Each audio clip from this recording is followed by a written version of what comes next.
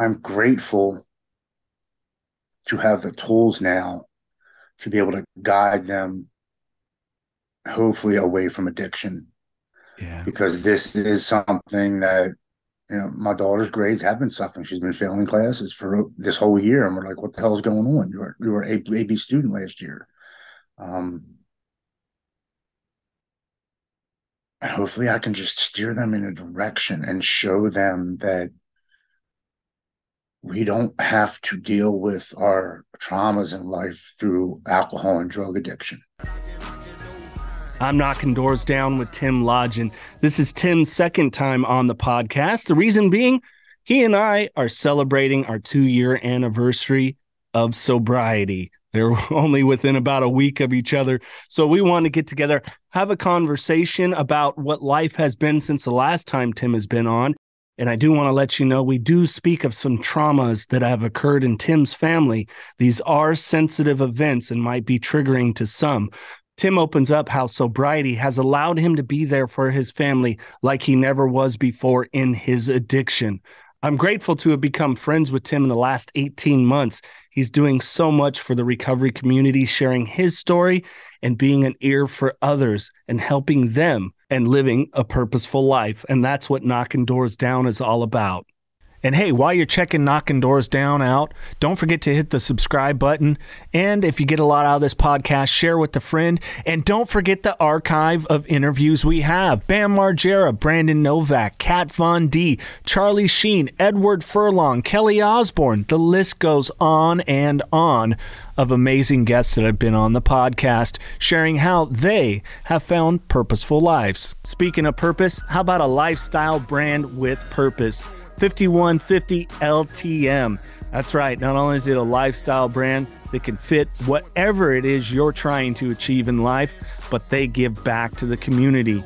Right now, I am wearing my new 5150 hat, warm leather jacket. As well, I got my new 5150 joggers on that I like to wear around the winter time. And you, the listener of Knocking Doors Down, get 20% off every time you shop at 5150 LTM. All you have to do is use the code KDD20 at checkout and get 20% off. And of course, I said it helps within the community. And how does 5150 give back to the community? Portions of the sales benefit the Carlos Vieira Foundation. Their 3 amazing programs: the Race to End the Stigma, the Race for Autism, and the Race to be Drug-Free.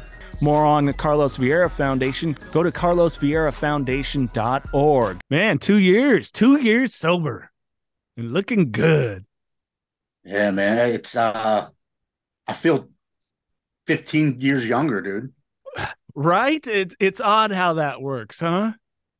Yeah. I mean, physically, mentally, spiritually, I just feel as if I have so much more energy to do stuff now, and the willingness to do it.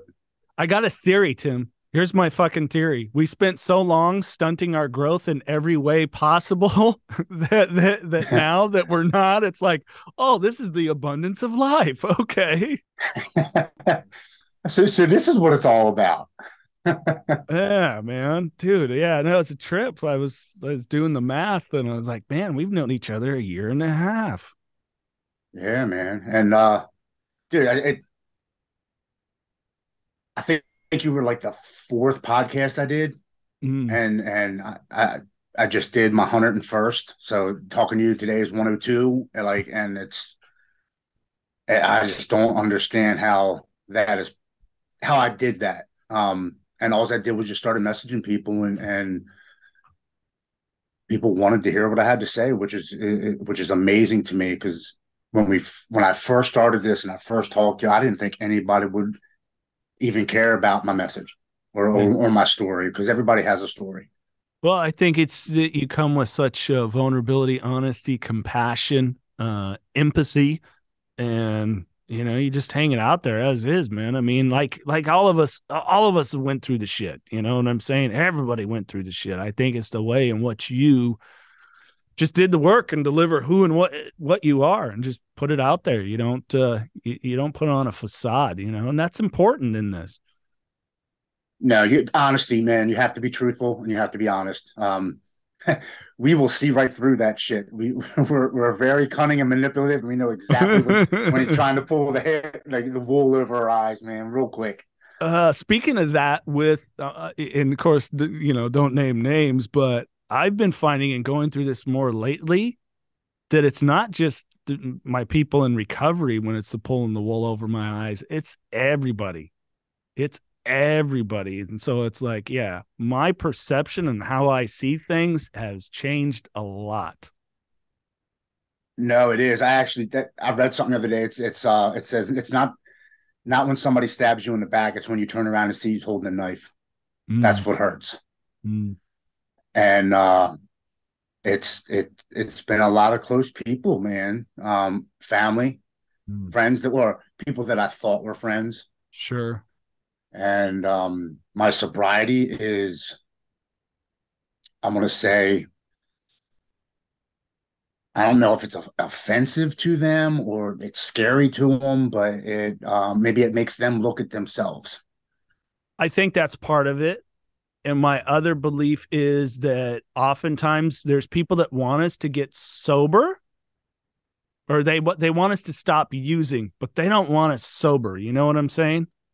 Like they want us to Right. be the same person. They don't want us to kill ourselves with a substance, or in your case, a rope, or in my case, a car, but they don't want us to change. They want the same person that they can maybe push boundaries or whatever it is that they just, it's when you change, it's like, why they say in a change, you got to change the whole dynamic with the family. It's not just the addict, the whole family, changes. And I think there's just people don't like that shit. Yeah, when we finally put our foot down and we do set boundaries, they're like, wait a second, what? You're like, no, I'm not doing that anymore. You're not talking to me like that anymore. You're not treating me like that anymore. And if you are doing that, then you and I are not going to be crossing paths anymore. Yeah. And they're like, what? What the hell just happened? Yeah, reality. I'm not I'm not that person anymore. All right. Uh, has that been a struggle lately? Like, what have you been going through? People always think, oh, it's sunshine and rainbows, and it's not, but everything becomes manageable.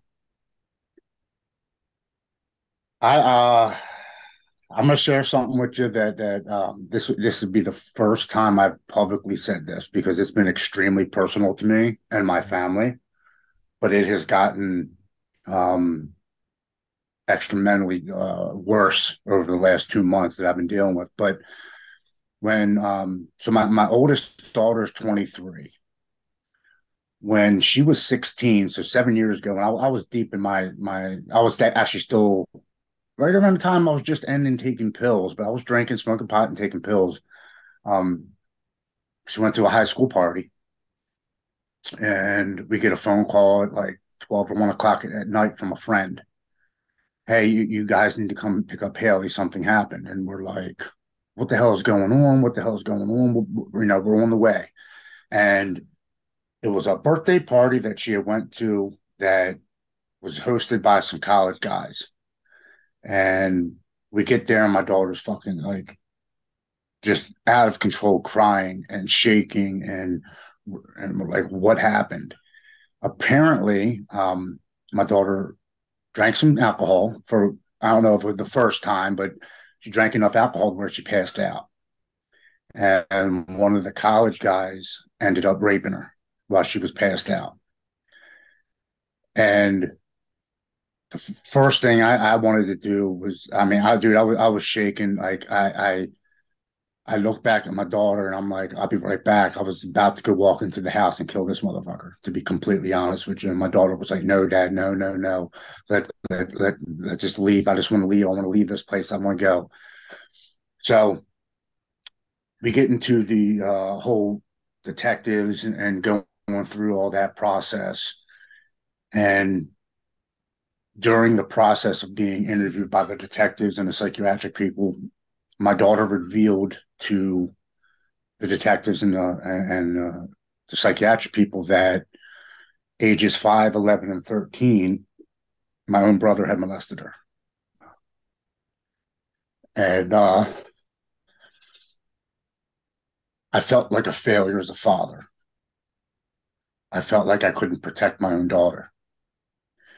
And man, that drove me into a 6 month bender of drugs and alcohol that was one of my worst that I've ever went through, because I honestly didn't want to live.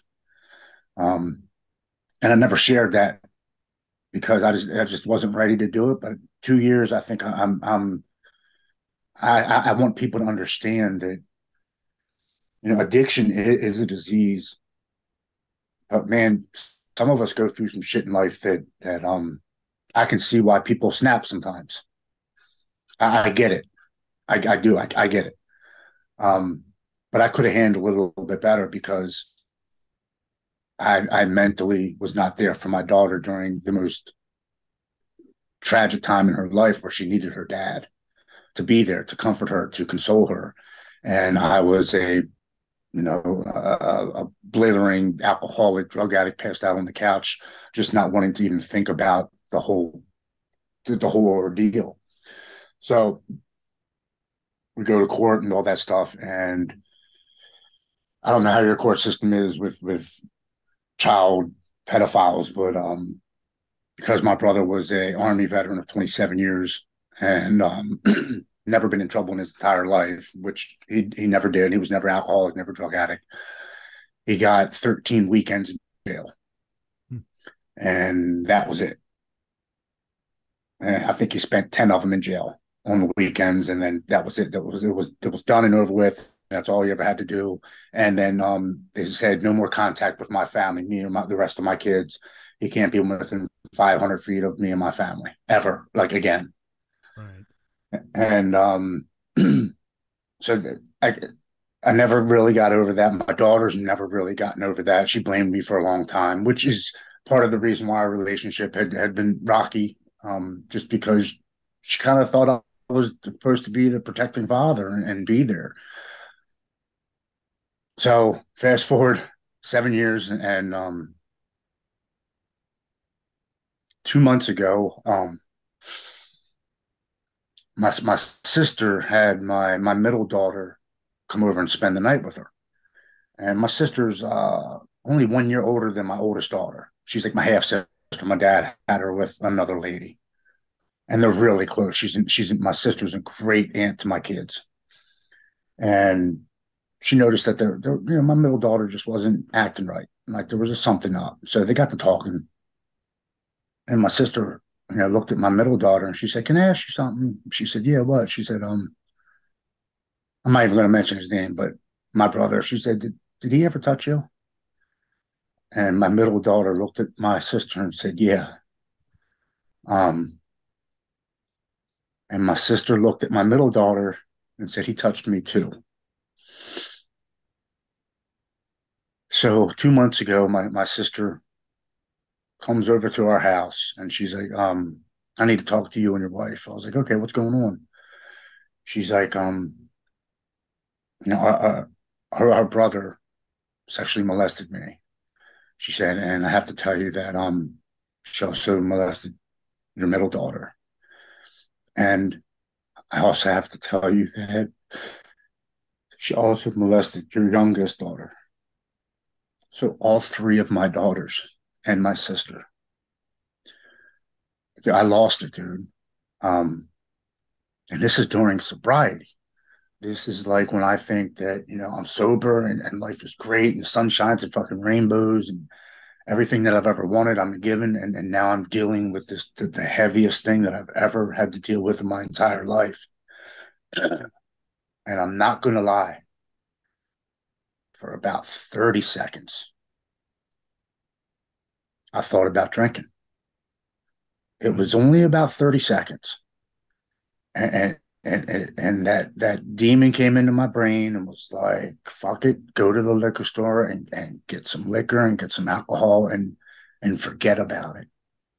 But then something clicked in my head and it said, "No, motherfucker, don't give him the power. He has taken too much from you. Don't let anything ever in this world take your sobriety from you. You've earned it." And it went away. It was that quick, and that, like, no fucking way, nothing's taking this from me. I don't care what I go through.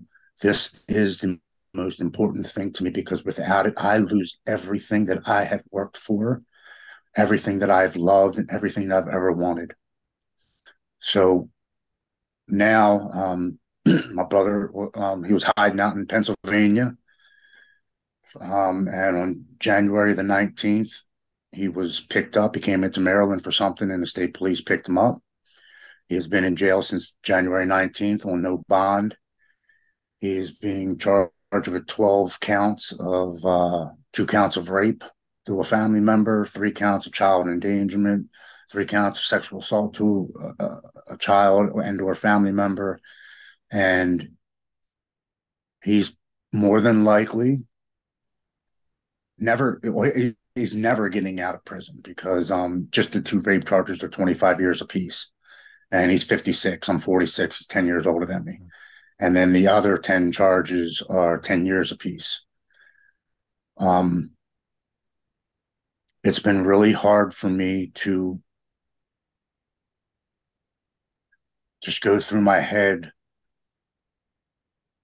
Dude, when I grew up, my brother was a great brother to me, man. He was a good dude. He took care of me, took me to the movies, played with me, showed me things in the world. Like I can never take that from him. He was a great big brother to me. And for him to do that to my children, not one, not two, but all three of them, um, that the evil in me came out, and I couldn't say this to my mother because God, man, I tried putting myself in my mother's shoes. I'm empathizing with my mom because it's her son, and who the hell wants their kid to go to prison, much less find out that your child molested your grandkids. But I wanted to look at her in the eye and be like, I hope that motherfucker gets killed in jail. Yeah. Because we know what happens to those guys in jail. Yeah.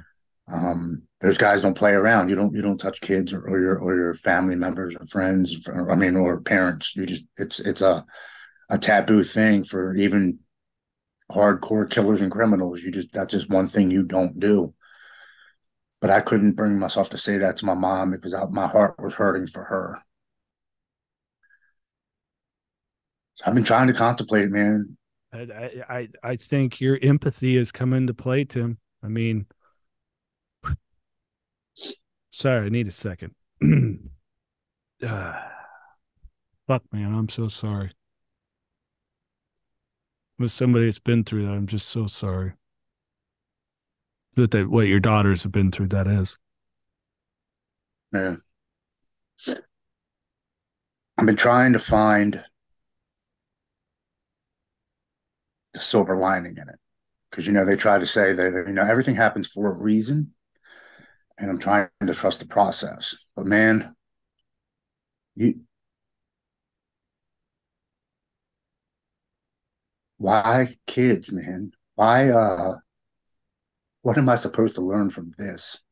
How is this supposed to be something that makes me a better sober parent and friend or son? How is this supposed to be part of my growth? And I get what happened to me. I get why I suffered for 27 years. I get it. Yeah. I don't get why kids are hurt in this way. I don't see a purpose in it ever. Yeah. Only thing I can hope is if there's knowing the patterns of people that are sick in that way. And it's a real evil illness. There's most likely some others out there. And, I guess it come into light that maybe there potentially could have been others. And that strength for all of you guys to come forward that maybe it's put a stop to it. And to be honest with you, I've been contemplating publicly sharing it, but then I was like, you know what? Maybe I could just help one more person with this story too. Yeah.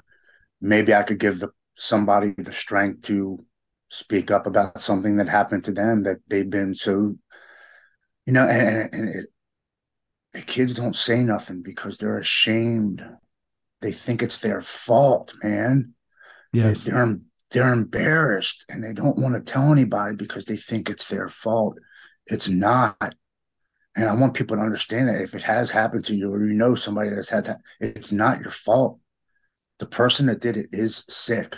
And I'm sorry, but jail does not do nothing for these people. They literally have a mental sickness that they need to be in a hospital, meted up for the rest of their lives, because I don't think that's something that can be fixed. It's something that's in their DNA. It's a pure evil, like you said, man. It's pure evil that walks this earth. Yeah, it is. And yes, you're right. And that's exactly what I went through, thinking it was my fault. And I'm not trying to deflect over here, but to mirror what you're saying, it's exactly what I felt. Shame and guilt. And I spent a lot of time trying to find the next pretty girl to prove how masculine I was, because it was a man that took advantage of me at 6 years old. Right. And masking with some drugs, a lot of alcohol, but a lot. The only thing I can think of is I'm going through this sober now and finding about it now that I'm sober, so that I could actually be there now, and I actually can console my daughters and make sure that they get to the therapy sessions with their doctors and make sure that they have a shoulder to cry on. And oh damn, I can't believe I fucking forgot. I totally left this out, man. So during this whole thing, my mom, she's frantic. She's like just, she can't believe it. She's in awe like the rest of us. And my wife goes over to the house to pick up my grandson one day, and my mom's got all these drawers open, and she's fumbling through all these paperwork, and my wife's like, what are you doing? She's like, I'm looking for this piece of paper, I just got to find this piece of paper, and my wife's like, what what are you looking for? And my mom looks at my wife and she says, you need to sit down. I got to tell you something. I can't believe I forgot to say this. And she looks at my wife and she says, do you remember that guy I was dating 6 years ago? My mom. And I'm like, my wife says, yeah. I'm not going to mention his name because he has passed away since, and I don't want his kids to. But anyway, she said, well, my middle daughter had wrote my mother a note one night, and the note said, can you please have your boyfriend stop? Can you please tell him to stop, my mom? I just want him to stop. And she says, but please don't tell my daddy, because I don't want to lose my daddy, because if he finds out, he'll kill him. And my wife looked at my mom and was like, so that's why you broke up with this guy? And she says, yeah. And she said it wasn't because it was an abrupt breakup. It was like they were going out for 4 years. He had bought my mom a ring. They're both older people, and they were going to settle down together. But one day we went over to my mom's house, and all his stuff was outside. His daughters were coming to the house to get it. She wouldn't even let him back in the house, and she wouldn't tell us why.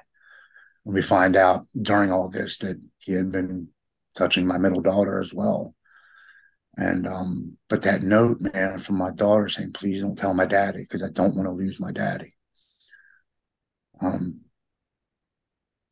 Dude, I just really haven't been myself the last 2 months, man. I've been holding on to my sobriety with a thin line, brother. But it's possible, man. We're gonna go through some shit, and sobriety is not all fucking, the best things in the world. Where life still happens on life's terms. It doesn't give a shit if you're sober or not. It's how we deal with it. Yeah. And they say that the best and the worst things about getting sober is you get your feelings back, both ends. And learning to deal with my feelings at 46 years old is like, me going through puberty at 14. It's a whole new experience, because I've never been through it before, because I've always been inebriated. I've always been under substance abuse. Yeah. Yeah. But you're right. And I'll say it, if I was like your running buddy at that time and you found out when you were drinking, I would have helped you kill the fucking guy. Dude, I had some people I had some people ready.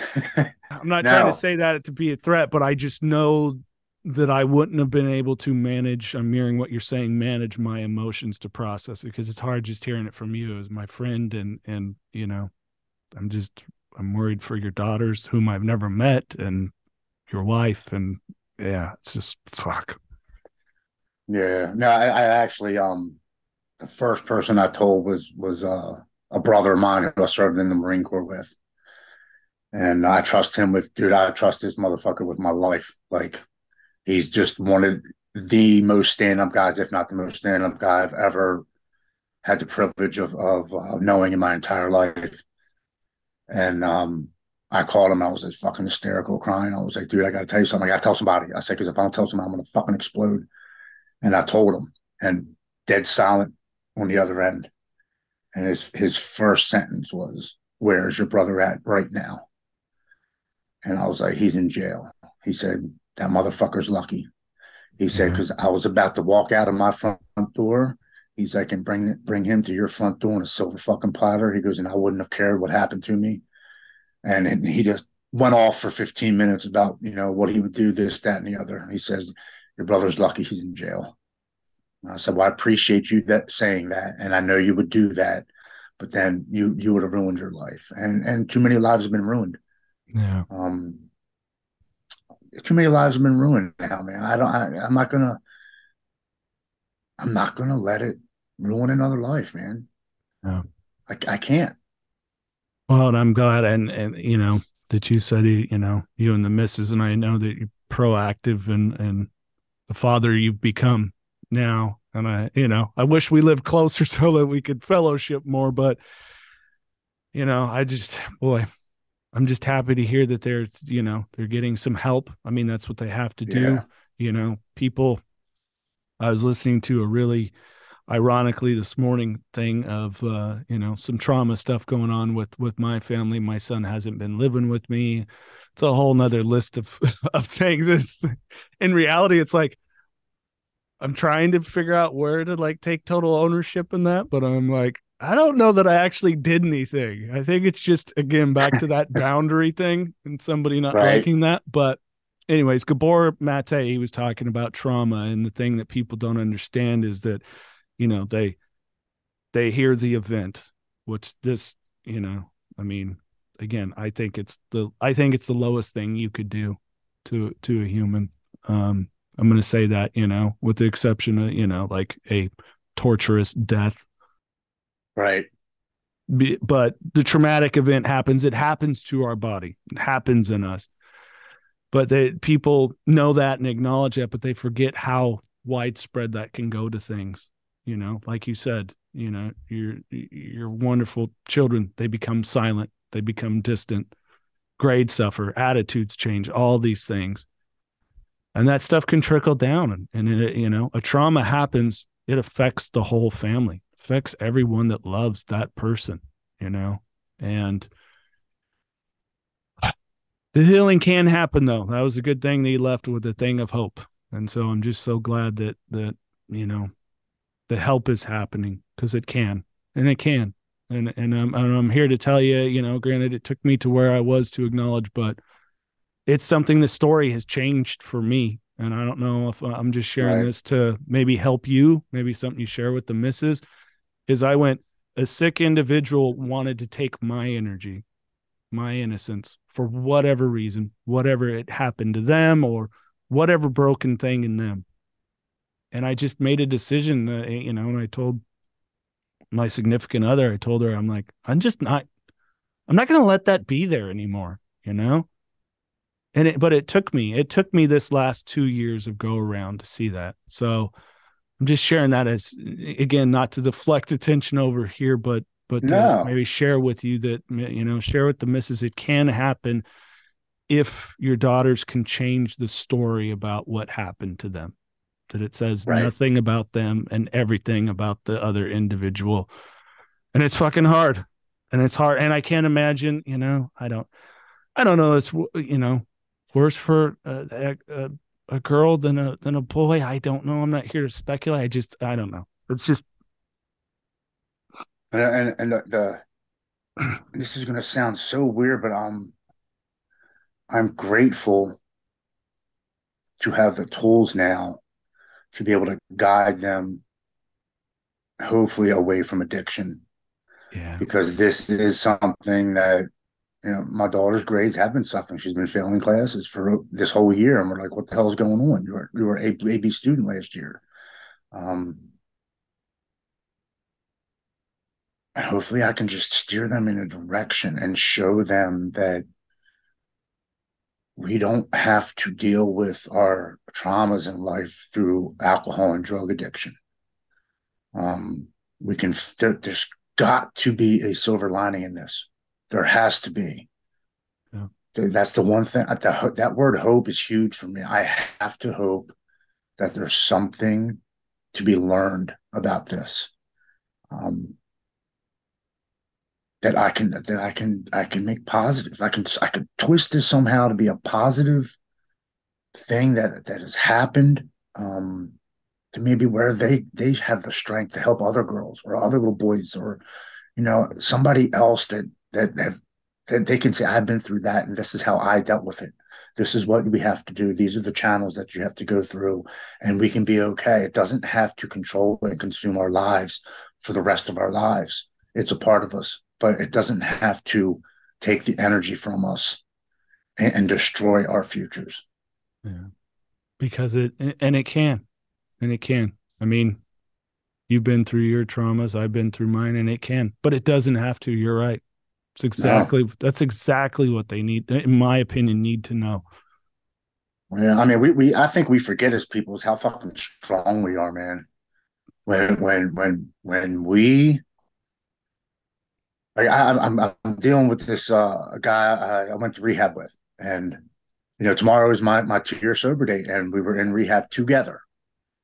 And the last couple months, man, he's been sending me these off the wall, crazy ass messages on my messenger and on Instagram and on Facebook. And I'm like, I'm reading them and I'm like, that doesn't sound right. That's not adding up.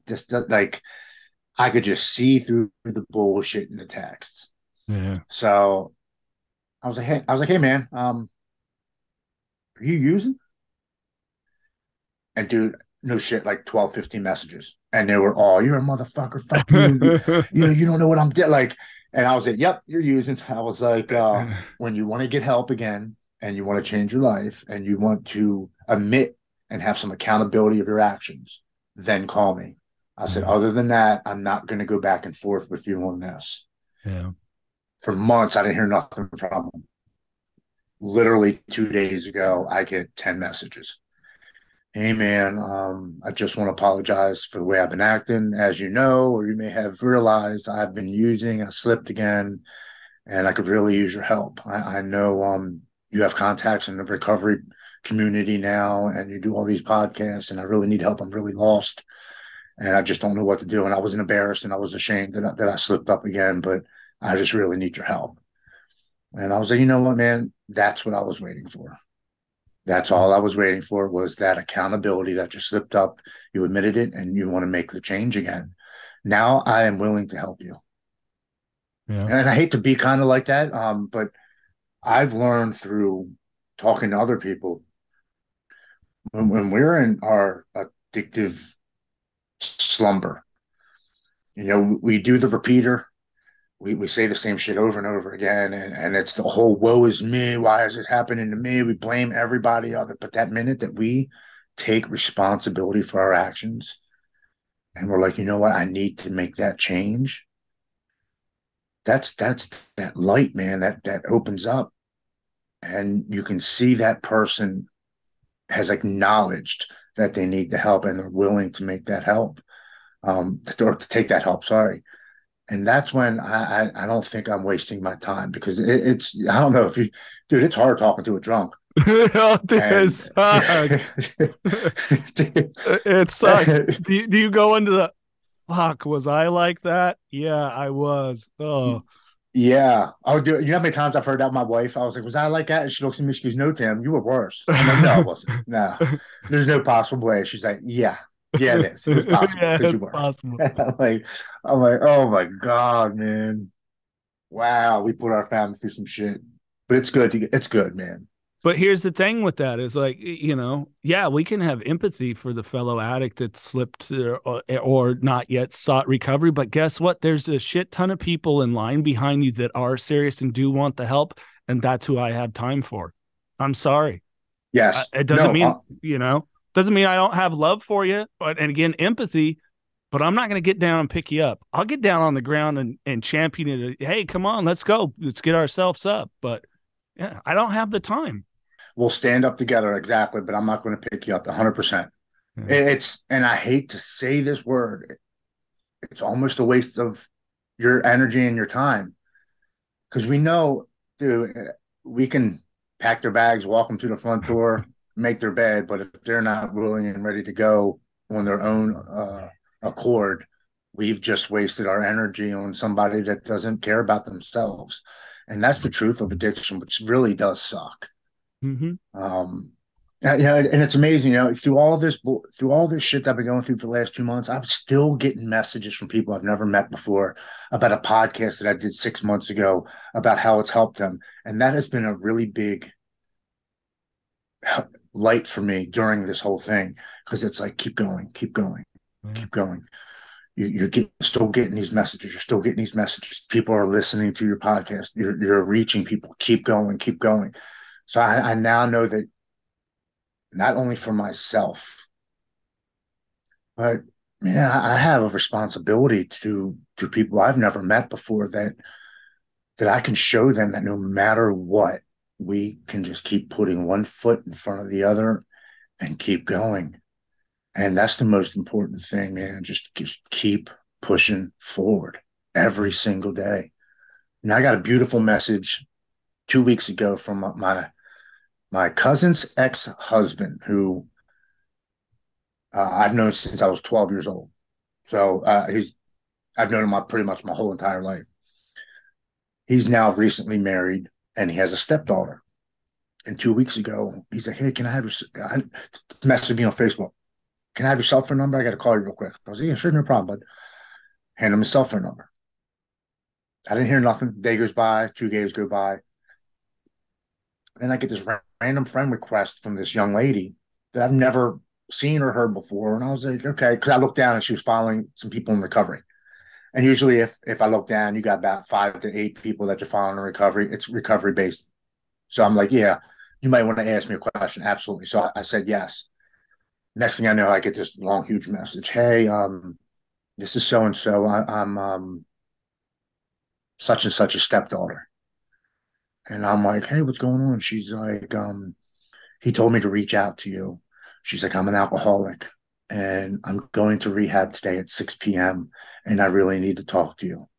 I've watched 2 of your podcasts today and I really need your help." And I got off work at 2 o'clock. At 3 o'clock, I was on the phone with this girl, and I talked to her from 3 to 5:20 as she was getting into the car, driving to the airport, going down to Florida to White Sands Rehab. And I spoke to her for 2.5 hours on speaker while she's driving in the car with her mother, and just telling her everything that has helped me through rehab and what to expect when you get there and how to stay positive and just I use this. I said it's not the school that the kid goes to; it's the kid that goes to the school. I was like, there's going to be people there that don't like that rehab center, and they're going to bitch and complain about what they have to do and the times that they have to. And I got to make my bed, and I got to be at this place. Yeah, you do. But if you make the best of what you have in front of you and you take advantage to what they're trying to teach you, you're going to learn and you're going to come out a better person. And she's messaged me every single day for the last 5 days. Dude, it's a different rehab than I was at. They get their fucking cell phones Right. for 2 hours a day. And I'm like, what the hell is this shit? They took our cell phones, they took razors, they took everything from us. And we got 2 15-minute phone calls a week to call home. And these people get their cell phones. I'm like, what the hell is this? But Uh, Yeah. Hey, Tim, it varies for people. If it helps, I couldn't even fucking afford to go to rehab. If I did, I would have come home like out on the street. So, Right. but you're right. And like everyone I talked to that has, and my dad went through, I think 3 treatment centers, but like you nailed it.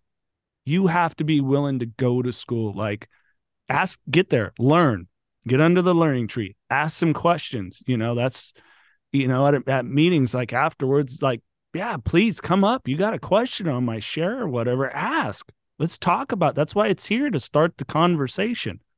Yeah, yeah. And that's what I told her. I was like, do me a favor. I was like, I said, this is my number one thing. I said, don't get into a goddamn rehab romance, please. I was like, you are not there to make friends. You are not there to be popular. You are there for you. When you leave there in 30 or 60 days, however long you're going to be there, you're leaving that place with you and you only, and you need to take everything that you can. I was like, I'm telling you from experience, when you leave those doors, there might be 2 or 3 people that you stay in contact with that genuinely care about what happens to you after you leave that rehab center. The rest of those people are just abiding time until the day comes for them to leave. Take full advantage of what they're offering and know it's for you. Yeah. No, and you're right. So, as I tell people, with the exception of someone such as yourself that has been in a long-term marriage, or if you're in a long-term relationship and that other person is sober, you give it a good calendar year before you even think about dating again, especially depending on what your substance was. Because you got a lot of shit that ain't going to come back to full functionality like for quite a while, maybe ever. Right? No, for real. Yeah. So let's see if you can keep a house plant alive. Then maybe think about a pet. And if that's working out and you can do those responsibilities, then the responsibility of having another person take their heart and put it right here in the palm of your hand, that you go, oh, yeah, I got to be gentle with this. Then okay. But yeah, wait a fucking year. Wait a for year. Sure. Especially young people, especially. Oh my God. I couldn't imagine. Like it was hard. Like dating sober, Tim, sucks. So, but yeah, just give it time, man. No, you definitely have to love yourself before you can put out any energy to love somebody else. And most of us who are addicts, unfortunately, at some point in our life, don't love ourselves. Oh yeah. You know what I mean? And that's why we choose to be complacent and use, because we don't like that person looking back in the mirror. And how the hell can you love somebody else if you don't like that person who's staring back at you? It's not possible. I'm sorry. Yeah. I told my wife forever, I love you, I love you, I love you, but my actions didn't say so. Well, that's true. And that's the point. A lot of people think love is this feeling and butterflies. No, it's what you said right there. It's actions. It's a verb, man. It's a thing that you do. Absolutely, dude. My relationship with my wife, no shit, is the best it's been in 25 years since we first got married. I am not even kidding you.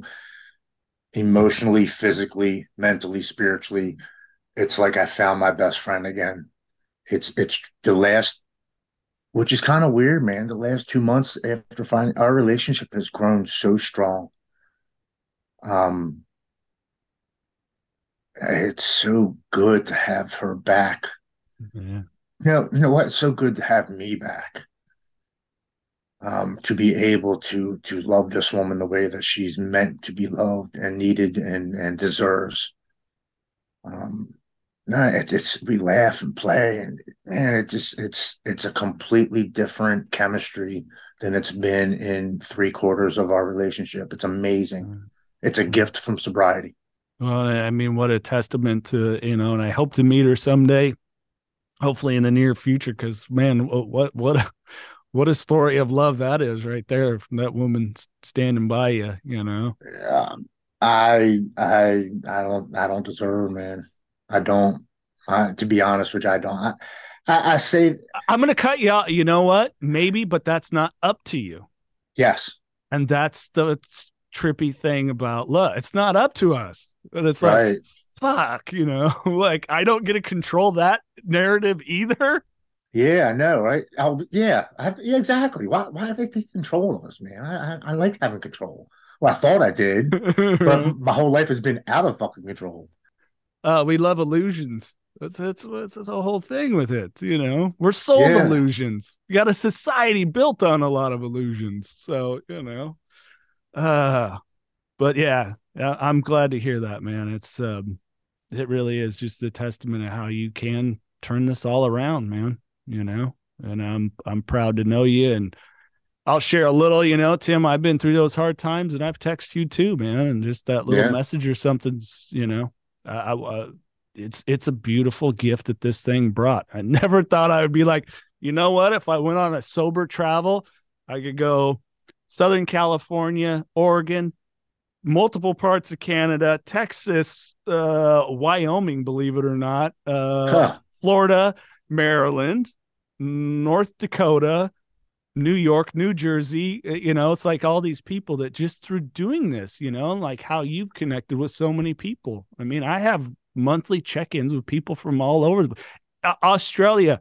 You're sharing your story. yeah. So this dude, Seb, he reached out. He shared that he was about ready to pop. Pills were his primary drug of choice. And then he caught the Edward Furlong episode. And then he went down a Oh, rabbit hole. One of yours was one of those episodes. And it kept him from using. He flushed. And that's the drugs. That's why we share this. He was minutes away from it. And it just happened to pop up in his YouTube algorithm. wow, man. That's so awesome, man. Where was it? The guy from Sweden when you and I did like an Instagram live and then he reached out. That has been still one of the most powerful messages I've ever gotten. I have saved that audio on my message about Yeah. his family getting bombed at the Ukraine, and all hope is lost. But he heard the message on the live and was like, you I kept screaming at my wife, we can't give up hope. We can't give up hope. He said, you got us through it, dude. I get so many things that I try to chalk up and explain has no explanation. It's meant to be. And I'll say it again. I was meant to get sober at the age of 44 and come down this journey in my life.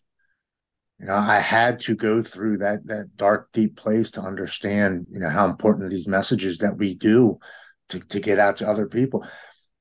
Dave from Dopey, he just published our episode last night and went live on YouTube this morning. Yeah, it was good. I've already gotten 4 messages from people I've never met in my entire life. Yeah. Just from this morning saying, I loved how you share, man. Thank you so much. I got these questions, blah, blah, blah, blah, blah, blah, blah. And I've messaged them all back. And again, I text Dave. I was like, hey, man, I got my one. I got my one more person just from you allowing me to share. And I appreciate you helping me to reach one more person. And he's like, dude, he's like, I've got messages all day today from that. He says, thank you so much for sharing. He said, you're an amazing storyteller. I want you to come back and share things that you haven't shared before. And we'll do it again, maybe this summer. So Yeah. it's just amazing, man. Like you said, the community of people in recovery is outstanding. Well, and the more we can find and plant a little seed with one person, then hopefully they share, we can change a lot of the way that people's self narrative is. Yeah. It's tough. It's a weird world. We're in a weird, weird world right now. And especially in our country, it's, I don't know, man. It's like, it was funny because I was hearing this, like 60-year-old, yeah, maybe between 50 and 60 bitching about millennials, but their kids are millennials. I'm like, oh, so you're bitching about the kids that you raised, the way that you did it. So in essence, you're just pissed off at yourself, you Right. know? It's like, Right. knowing this person as long as I have, I'm like, you and your wife were the people that like everybody should get a trophy. Like the 12th place competitor out of 12 people should get a fucking trophy. Well, no wonder you're dealing with what you're deling with your kids. Yeah. Yeah. No, You know? that I've never understood that. Yeah. First place is first place. Second place is the first loser. That's the way I was raised. You were close. Yeah. You gotta try harder next time if you want that trophy.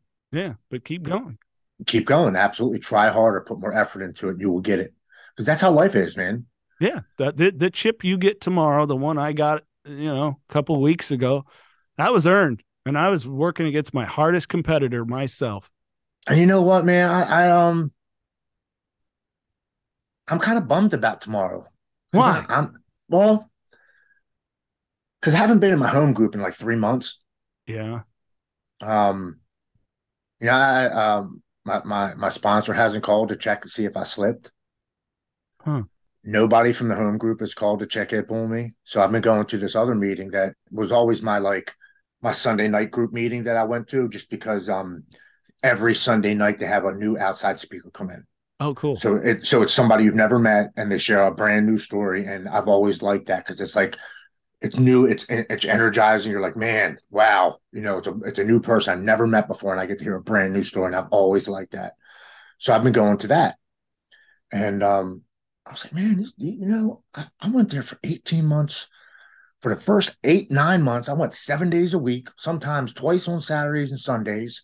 I poured my heart into this home group, and not one person from that home group has called just to say, hey, man, have you slipped? Are you okay? Do you need help? And I kind of was like, what the hell's going on? Like, I thought I was a part of a family with that home group. And it kind of upset me, and it made me have a resentment, which I'm getting over because I don't want to have that. I don't want to put my energy into that. I'm going to let it go. But I'm not getting a chip tomorrow, man, unless somebody buys me one. You know what I'm saying? So, like, I told my wife like 3 days ago. She's like, "You excited for Sunday?" I'm like, "Yeah, yeah." She's like, "You can't wait to get your chip." And I looked at her. I was like, "I'm not getting one." She's like, "What do you mean?" And I was like, "I haven't. Nobody from my home group has reached out to me. I mean, my name's on the book. You know what I mean? My date's up on the wall." I was like, unless I get a call or something from my sponsor, which he hasn't called me in 3 months, I was like, I'm gonna have to end up buying my own chip. And she's like, well, she just looked at me. Are you serious? And I'm like, it's no big deal. I earned it. Yeah. So I'll buy it myself. I was like, I earned it. I was like, it's not a big deal. She's like, well, I wish you would have told me this 2 weeks ago. She's like, I would have got on a recovery page and got one and presented it to you. Because it's kind of cool. Dude, my dad called me. Since being sober, our relationship has gotten closer. Yeah. And he called me on Tuesday of this week. Hey, son, how you doing? I'm like, doing good. Didn't he tell him or nothing? He's like, your 2-year sobriety date's coming up, isn't it? And I said, yeah, how'd you know? He's like, I remember, son. He's like, I'm proud of you. He's like, it's Sunday, right? And I'm like, yes. And that kind of made me tear up because I just didn't think he knew. He's like, I'd like to take you and Jennifer out to dinner. He's like, to celebrate your 2 years. And I'm like, that sounds awesome. He goes, and I told your mom I was doing this. So now, of course, she wants to come too. Is that okay? And I said, absolutely. We'll go out to dinner and stuff like that. But that was just cool for that. That relationship with my father's has been getting better and better. And we talk a little bit more. Um, and I can tell, he's getting older. He's 77. Yeah.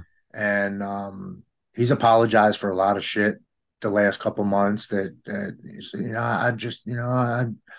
was kind of self-centered, and I just want you to know I've always loved you. I just and seeing you sober has made me reflect on my past. He goes, and I'm sorry, I love you, and that's just hearing that from a son, from a father, Yeah. that I've missed, and I blamed him for a lot of my years of addiction, is really touching to me. And Thursday, my oldest daughter calls me, and she's like, "Hey, Dad, Sunday's your 2 years, isn't it?" And I was like, "Yeah." She's like, "I'm so proud of you." She's like, "Is there any way you and I on next Saturday can we go out and just have a dad-daughter dinner?" And I was like, "Absolutely." I was like, "I am so grateful that you asked me to do that." She says, "Yeah." I've been wanting to do it. And we mentioned it once a couple months ago, but neither one of us followed up. She said, "But I really just want to go out with you and me and just go to dinner." And she's like, and just talk and rekindle, our relationship, make it better. Mm. You know what I mean? So it's just beautiful, man. Those are the wonderful gifts. And I mean, that one where you can have a parent be able to recognize some of the stuff, it not all of us get that. But when the ones of us that do, man, it lightens the load of that baggage that we've been trying to dump, It's Yeah. like, and you get a breakthrough with that vulnerability, and there's so much connection there that it's just, that's fucking awesome, man. I'm proud of you. I'm virtualing you a token. So I got a shit ton of people that text me tokens. So I'm texting you a token because Amazon won't get one to your door in time. Yeah, that's cool, man. Now, you know what, man? Uh, it's right here, man. I got my 2 years right here. Yeah. I don't. I know the tokens are cool when I look at it, but you know what I'm going to do with it? I'm going to put it in my sock drawer with my other tokens, and when I open up my sock drawer, I'll be like, "That's my 2 year. That's my 2 year." But in all reality, it's in here and it's up here, and as long as I know that and I put in the effort and I know I'm truthfully and honestly sober and putting in the work and doing everything that I have to do to stay sober, that's the gift. That's the Yeah. true gift. Well, let me fuck you up on this one, Tim. This just occurred to me. Our token, in addition to that, and all the other people that speak up like we do, thanks to technology, it's out there forever now. I know. Man, you know what's kind of weird about you saying that? That's crazy. I've been watching a lot of this weird, I don't know, man, the last couple of weeks I've been watching this dude. He's called the Seatbelt Psychic. His name's Thomas something. He's on TikTok. Okay. He's like an Uber driver, but people get into his car and he's like, can I tell you something? I'm in a medium and I feel, Todd is coming in and they both look at each other and whatever, and he starts talking about it. And I was laying in bed the other night and I was like, heaven forbid if something should happen now in my life. Heaven forbid if I should not wake up tomorrow for the first time in my life. I'm okay Mm. because what I've done will be out there forever. And I will always forever be able to help somebody even when I'm not here. And what a powerful gift that sobriety has given me to be able to do that. What we are doing, what you do, what anybody who has a podcast and shares their message of recovery, strength, courage, and hope will be there, like you said, forever.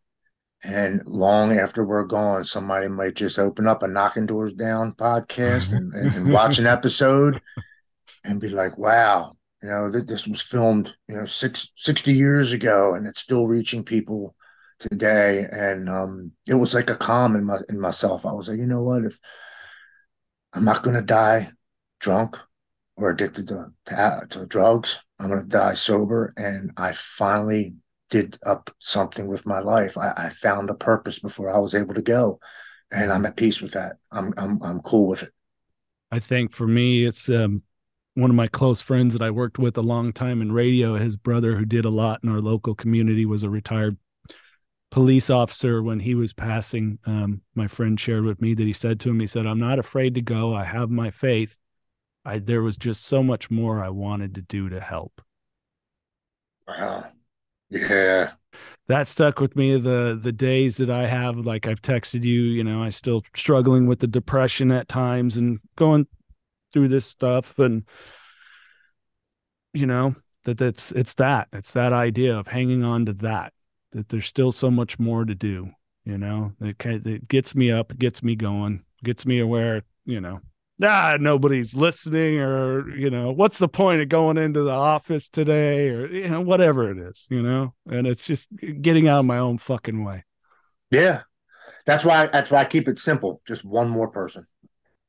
Yeah. Just one more, man. And as long as I keep that in my head, just one more today. Just one more today. And then before I know it, 365 is going by, and that's 365 more people that I helped that year. Just one more, man. Yeah. That truly does help me keep going. If I can just put a little something in their head, just a tiny, even if it's a sentence, man, that maybe in their darkest hour, my little sentence pops in their head and helps switch their mindset for that moment. That's awesome. That's powerful. Sometimes it's all we need, right? Absolutely.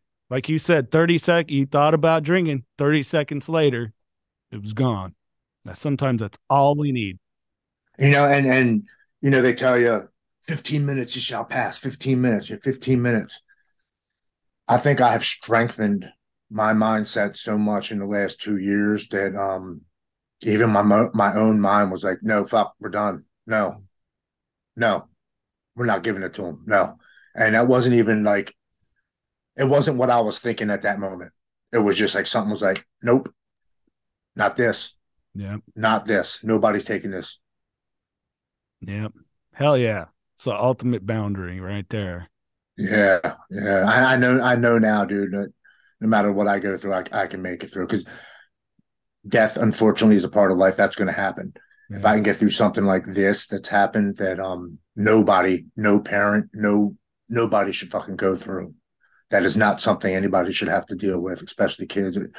If I can get through that, then anything else that comes my way is going to be a fucking piece of cake, man. Dang, man. I don't even know if we should do random questions and finish this one up. I guess we will. Absolutely, man. That's our thing. All right, let's have some fun, huh? Random questions, of course, brought to you by 5150 LTM. Tim Lodgen has some hats and shirts, as a matter of fact. Yes, I do. Lifestyle brand with a purpose. Just click that link in the podcast description. Use the code KDD20 for 20% off. All right. I got to try to pull new ones because we probably talked about the vast majority of them. Last song you intentionally played? Fighter from Tom McDonald. Ah, I've listened to that every day in the morning on the way to work for the last 2 weeks. really? Dude, it's a badass song. Yeah. You know, when you don't believe in yourself, I believe in you. Dude, the lyrics are insane. It just really is hitting home to me for the last 2 weeks. Have you had anyone ask you about spiritual awakening? And if so, how did you explain it? I've had a couple people ask me about if God exists. Mm. And I said, well, what is, my answer was, what is God to you? My God exists. And I know I had a spiritual awakening in that airport, and I cannot explain that. And I don't want to try to explain it because it was a beautiful, beautiful gift that I was fortunate enough to receive. And it has opened my eyes that we are 100% not alone, that our loved ones are still with us in some way, shape, or form, and they look out for us until the day that we meet them. Absolutely. 3 things you're grateful for. My wife, my sobriety, and the ability to help one more person. This is the Knockin' Doorz Down podcast, featuring celebrities, experts, and everyday people who have overcome adversities, including addiction, mental health, and trauma, to live purposeful lives. And that's what Knockin' Doorz Down is all about.